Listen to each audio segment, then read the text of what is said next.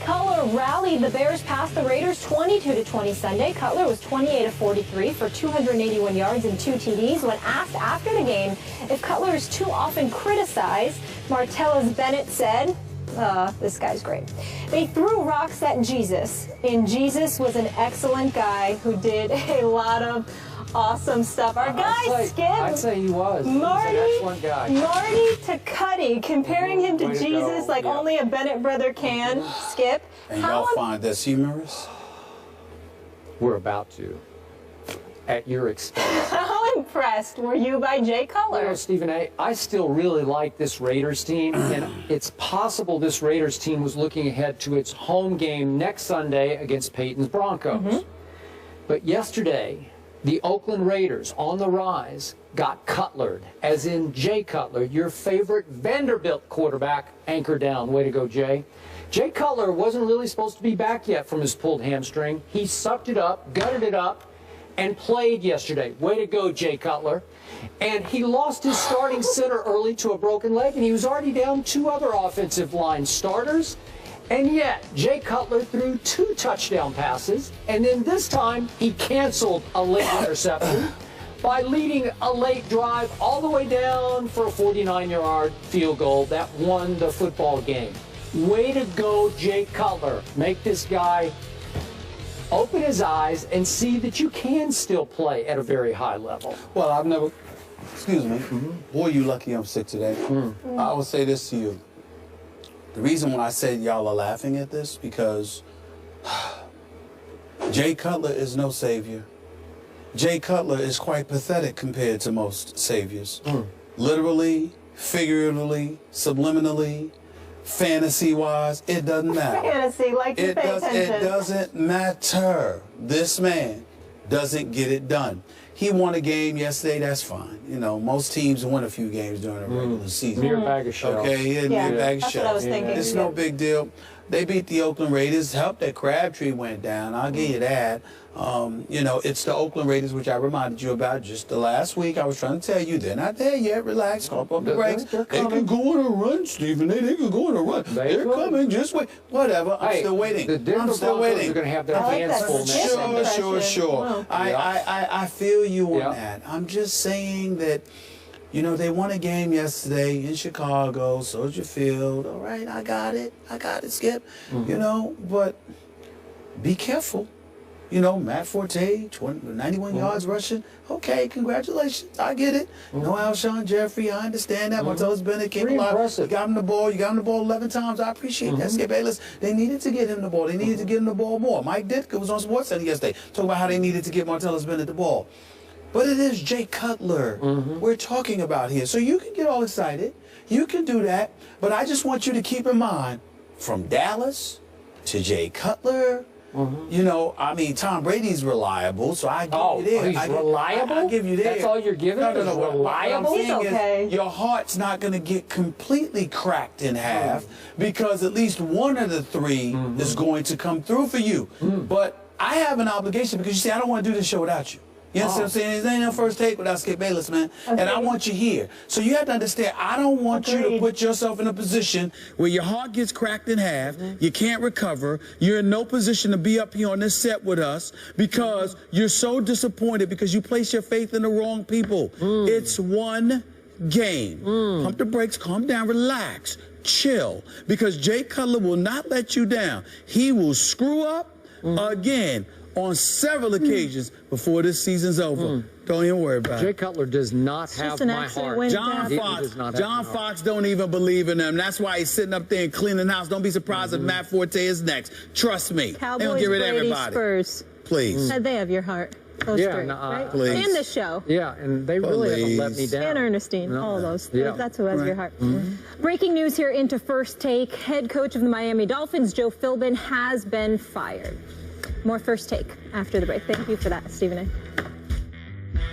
League sources are telling our Adam Schefter the Dolphins are preparing to fire head coach Joe Philbin. Sources said the organization could make the move as soon as today, but Dolphins owner Stephen Ross could always change his mind. Stephen A., you said this was going to happen. You thought it was the right move.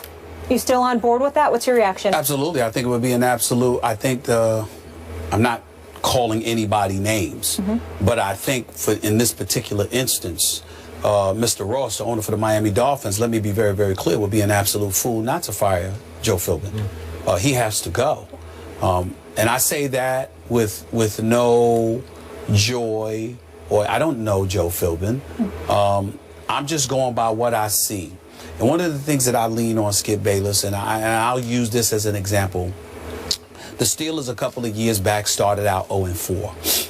And I never forget one of my proudest moments watching Mike Tomlin was when he was standing on the sideline, and literally when the game was decided, he was watching guys come to the sidelines, come off the field, and one by one he made it a point to stand in front of them and look into each one of their eyes. And when they asked him about it later, he said, I want to make sure I know who's going to quit and who's not. Mike Tomlin, you hear how Ryan Clark speaks about him and other members of the Pittsburgh Steelers. To some degree, we hear that about Bill Belichick.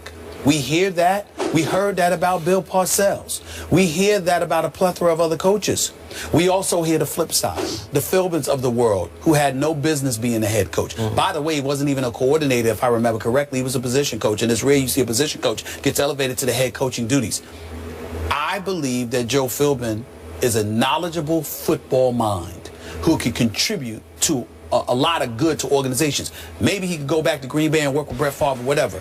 He has, Brett Favre, Aaron Rodgers. He has no business being a head football coach in the National Football League. I do not believe he is a leader of men. I do not believe that he is somebody that can galvanize the troops and to inspire them to go all out. Although it wasn't as ugly as people want to surmise, the bottom line is they went to London, England yesterday and lost to the New York Jets, and after the meeting with the defensive coordinator, who definitely is going to go because the players can't stand playing for him, the bottom line is they gave up 160-plus yards to Chris Ivory, okay? And Ndamukong Suh looks like a shell of himself. Remember, he was in Detroit. He was telling his defensive teammates, this is what we're going to do. Here's what we're going to do. You go there, you go there, you go there. Now in Miami, he's just another name that, you know, another puppet for them, which is why he didn't answer those questions, even though I believe he should answer those questions because that's what you paid to do, play and answer questions. That's what being a professional is, but that's another subject for another day. The bottom line is he is clearly being misused. He's not being helped. He's definitely not being inspired. So you take all of those things into consideration, and considering the $149+ million that the Miami Dolphins spent in the offseason, you are coming up short. Stephen Ross's one shot to save this season is to fire Philbin today. I'm sad about it because I don't wish that on anybody. I swear to you. I don't want anybody to impede anybody's ability to take care of their families. But I'm sure he'll get a severance package, and before long he'll land someplace else with a job as a coordinator or position coach. He just don't need to be a head coach, especially in Miami. It is time for Philbin to go, and I expect, not hope, I expect Ross to announce that decision within the next couple of hours. You think that would save the season for this team? I think it's the only shot to save the season. I don't think I'm not saying it'll work. I'm saying it's their only shot. Okay.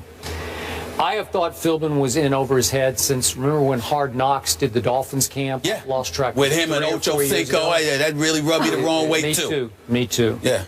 Okay, the problem here is that somebody committed long-term to Ryan Tannehill as the face of the franchise quarterback. And that was a big mistake. And I said it before the draft, but right now Ryan Tannehill's QBR is 32 on a scale of 0 to 100. And yesterday, on third down, Ryan Tannehill's offense was 0 for 12, and on fourth down, 0 for 4, a combined 0 for 16. He's not good enough to save the season. That's just me. I've said it from the start, and I've been consistent. So you got two big issues. You have a head coach, and you have a quarterback. You can't undo the quarterback, and I don't know who should be responsible for signing the quarterback. Was it just Philbin? Did Ross have a hand in that? Was it from the executives, the general manager? I don't know. But in the end, you also gave an astounding amount of money to a Suh who doesn't have leadership intangibles to me in the locker room. He is sort of his own guy. And as long as you let him do his own thing, I don't know about him calling out signals to the other defenders, maybe so. But Not signals. I'm just saying that he was telling guys where they should be on the field. That's what the other football analysts say. Okay, but to me, he's not a leader in the locker room that you need when you pay that guy that much money. Okay. I don't think he was a leader in Detroit, and so he's not rubbing off on the rest of the team. So you have a great defensive lineman, though some people wonder about his effort from play to play. I don't know about that, but you have a quarterback who's not big time. So you're going to have problems. You could put another coach in there, and I'm not sure you could turn it around quickly. But Skip, the thing about it is that all the aficionados say that he was worth the money because of what he means to that defense, clogging the line of scrimmage, neutralizing your running game. I think the indictment against Joe Philbin is that they're running all over the Miami Dolphins. They can't stop the run to save their life. Ryan Tannehill being overpaid, I personally don't think he's overpaid. I think that when you look at the $45 million, considering the money that's being doled out, the fact that Jay Cutler is guaranteed $9 more million than Ryan Tannehill, I think he's somewhat of a bargain. I just think that you have to put the necessary pieces around him. You can't bring in Wallace and expect him to do his Hardline is gone as well. You had him in there. He was supposed to be something. Yep. You know, you just look at the personnel decisions that were made. Skip, it's almost like they're lifeless. And let me tell you something right now. And I know it's just something on the periphery, and people don't take this into consideration. But I'm going to tell y'all again, and people need to learn to listen to me when I say stuff like this because it's important. Where you play matters sometimes. You can't be in South Beach with those distractions, and you ain't ultra motivated. You have to be. A Kobe Bryant can play in South Beach. A Kevin Durant and a LeBron and them, they can play in South Beach. Dudes who are full. Russell Westbrook can play in South Beach. But you can't have somebody that's easily distracted. I get it. And they're in Miami. All I'm trying to say to you is that when stuff like that happens, you got to have that extra motivational skill inside of you when you don't have the personnel that fits that. Philbin ain't that dude. That's my issue. Tomlin, if coaching Mike in South Beach, he could do that. Okay. You need people like that. But at 0-4, he still had Big Ben. Right? I understand that. Okay, so you're okay. I understand that, but I'm just saying when things were falling apart, cats didn't go out there and give up. You got guys calling out the defensive coordinator. They tweeting about being gone. And, you know, all of this kind of stuff going on. In the middle of the game, you can't have that. Nope. They got to go. Coach got to go. Got to go. Like the Eagles, this Dolphins team, a lot of people were optimistic going into the season that they were going to be very strong. Now they're sitting at 1-3 in the AFC East. After the break, Jay Cutler leads Chicago to their first win of the season. Woohoo! How impressed is Stephen A. by the Bears franchise quarterback? Can't wait for that. Find out next.